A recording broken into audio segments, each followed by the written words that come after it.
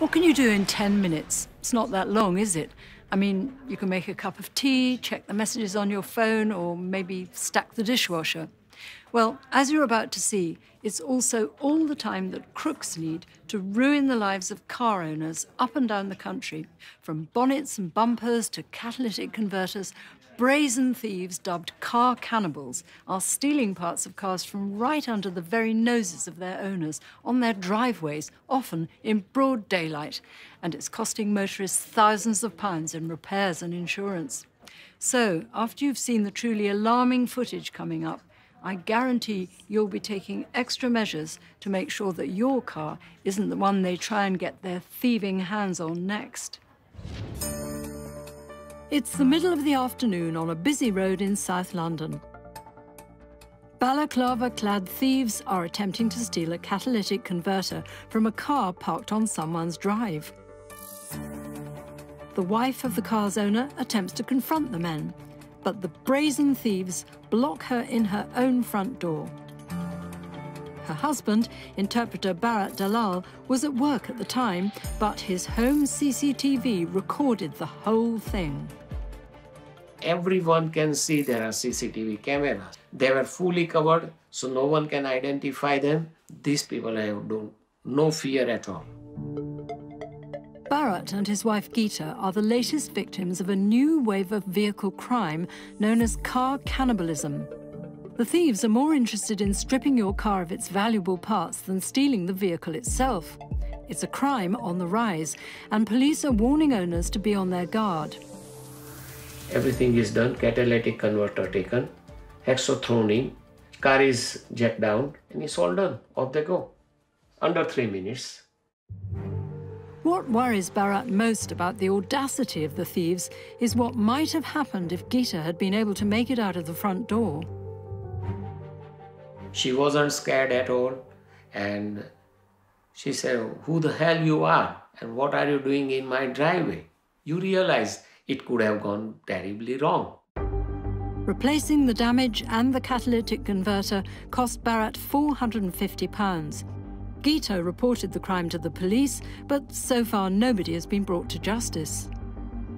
I feel angry and frustrated because I had CCTV camera thinking things wouldn't happen to me or my family, but that's not a deterrent.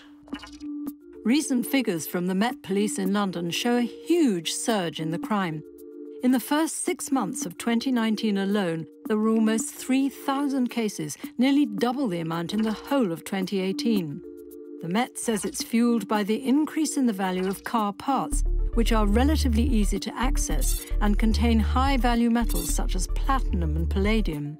Elsewhere in the country, drivers are discovering that anything from steering wheels to car radiators are being targeted, as Birmingham pub landlady Catherine Hickox discovered with her beloved Ford Fiesta. Kat, tell me how important your car is to you. I would take my children to school. They would need hospital appointments, so it would be used for that. It would be used to go on holidays, shopping, like any normal family car. That's how it would be used. For 4 years, Catherine parked her vehicle without incident in the customer car park at the pub where she lives and works. However, one morning, all that changed. Tell me what happened. So it was about 6 o'clock in the morning. My mum texted me and she was driving past going on her way to work. She said that something had happened to my car. I went and had a look and saw what I have never seen before. I couldn't even describe the feelings that were going through my mind. So what was the sight that met your eyes, as it were? The front of my engine, just the engine. All you could see was the engine, that the sides where the wings were, it was all pulled back. There was no radiator, there was oil all over the floor. Yeah, so it was quite horrendous, really, to stand and look at. Catherine, too, had been a victim of car cannibals, and as with Bharat, it had all been caught on camera.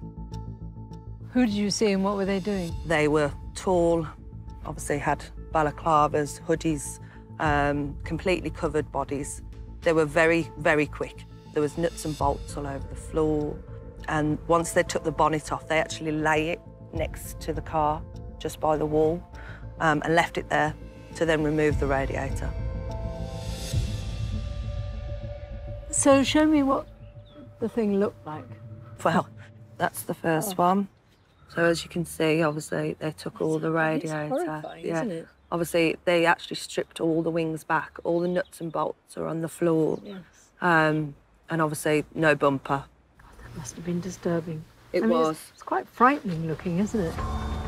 To make things worse, Catherine had only recently made the final payments on her Fiesta when the thieves struck, so the damage they caused hit her hard in the pocket.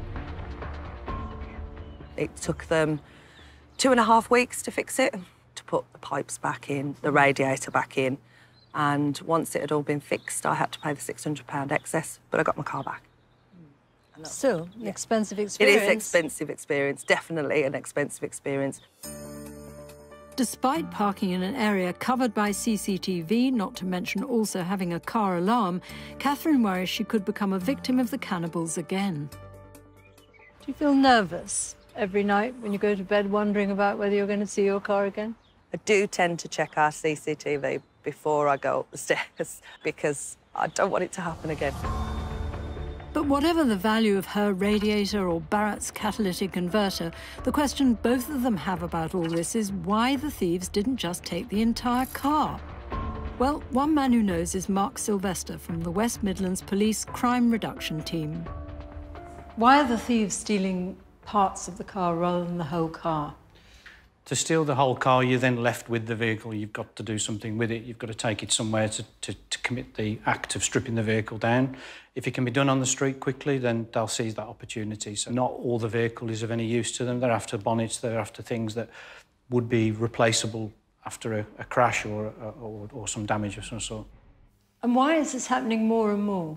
There are more and more vehicles on the road. They're likely to be crashed or damaged. They need the parts. We can't rule out that parts are being sold nowadays with the internet, a global marketplace as well for vehicle components. What, you mean they're going abroad? Potentially. It's undoubtedly a worrying new trend. So Mark says there are a number of things all car owners can do to protect themselves. If you've got such a facility, then park the car within a garage. Park it in view of your house if you can, or other houses, but that sometimes doesn't necessarily always put people off. And make sure if so at night, then it's a fairly well-lit area. CCTV could put off the opportunist, but not necessarily always the case. Marking the parts of the vehicle could help deter thieves because they're traceable back to that particular car. Manufacturers do that, but also you can do that as a citizen. There are products out there for forensically marking your vehicle. Nick Roach works for one of the companies that do just that. His team applies a special marking ink to the components, which can't be rubbed away. The benefit of car marking is that it makes your vehicle less attractive to thieves. It's a danger to them. Something as simple as perhaps a light cluster or an oil pump with a marking on it becomes a piece of gold in that the police can trace that back to an owner and to a stolen vehicle.